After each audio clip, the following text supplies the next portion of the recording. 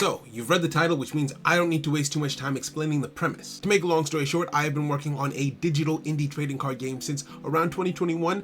The full game should hopefully be out soon, and if the open beta isn't out already, that will also be out soon. Now, for this indie game, creating an ecosystem of cards with effects that bounce off each other without overshadowing each other is something that I approach with a good amount of optimism and what I now recognize is an equal amount of naivety. Why? Well, that's because coming up for the effects for a card isn't really a hard thing to do. You look at the rules of your game and then think of interesting ways to break those rules in order to give a card effects. I once created a deck that had the ability to activate their effects and boost their power based on the movement and card placement systems, where if you place them in the order of an electrical circuit, they got powered up. But the thing is, the work doesn't stop there when it comes to building a deck. In fact, what I've come to realize is that is the easiest part. See, after that, you have to do your best to guarantee 3 very important things. 1, does this thing that you're creating do something unique so as to not directly overshadow or replace something that exists in your game already? 2, is what you've made fun to play and fun to play against? And 3, is this new addition to the game balanced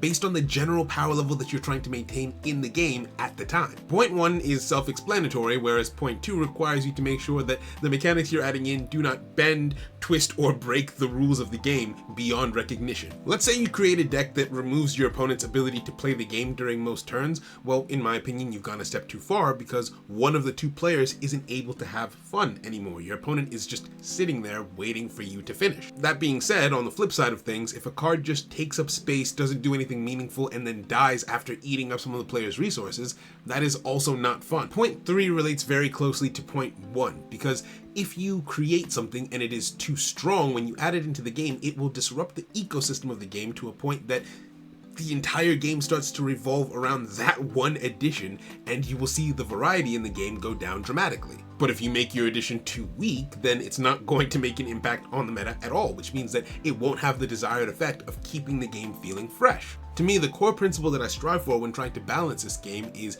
maintaining a healthy and varied ecosystem. So, how do I go about approaching this? And I say approaching rather than achieving because game balance is subjective. Like, if there's a strategy that is running rampant in the meta and you really enjoy it, you might not think it's a problem, whereas someone who hates that strategy would beg to differ. If everything is appearing at an equal rate, but there is a particular strategy that you do not view as being fair, well, encountering it will make you feel that the game is not balanced as a whole. Well, to start us off on my approach, we have to recognize that Summoner's Nexus is a digital trading card game, which means that for any effect that we're putting into the game, that effect has to be coded into the game files. Since I'm a game designer and not a developer, this is an expensive process, and so I wanted to make sure for the first set of effects and any effects that get added later on that they have been tested and I am as confident as I can be that they are at least relatively balanced. In order to do this, I created a model version of the game in Tabletop Simulator with the ability to move the cards around freely, which means that if you know the rules of the game, you can legitimately play the game as it was intended. To be honest, I initially made this just for fun and as a result of feeling restless because we weren't making that much progress with the development of the game at the time. Despite that though, it ended up becoming one of the most valuable resources at my disposal as development continued. This board allowed 2 people from anywhere in the world who knew the rules of the game to sit down,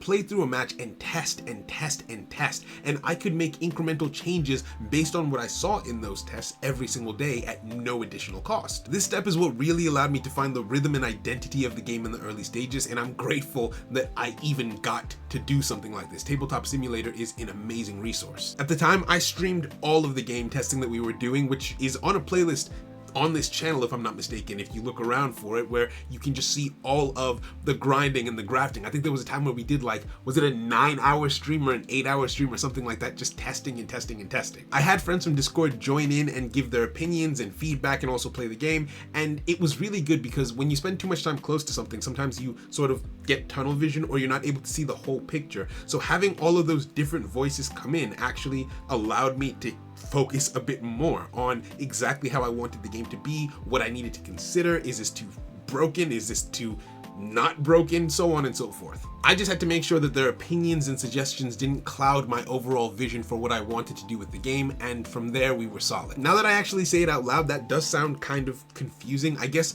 what I'm trying to say is at the end of the day, I had to remember that it was my game and no one else's, and so they could give me feedback and suggestions and opinions, and that would be very helpful and appreciated, but all of the final decisions would still come down to me. So if I wasn't convinced that something was a good change for the game, then I just wouldn't do it. If I were to try and come up with a fun analogy for it, I would say that there was one cook, but it was like a hibachi restaurant where everyone could watch what the cook was doing and make comments along the way. With that approach locked in, I spent hours and hours playing this game for months, and it was that period of time that really solidified what the game ended up becoming. Every time we thought we had the balance of the game down, there was something else that would crop up and flip our understanding of the game on its head. There was one time where we thought the game was genuinely completely good, completely done, only for someone to play an existing set of cards in an existing strategy with cards that had been here since day one, and they just changed the order and the placement that they put the cards out in.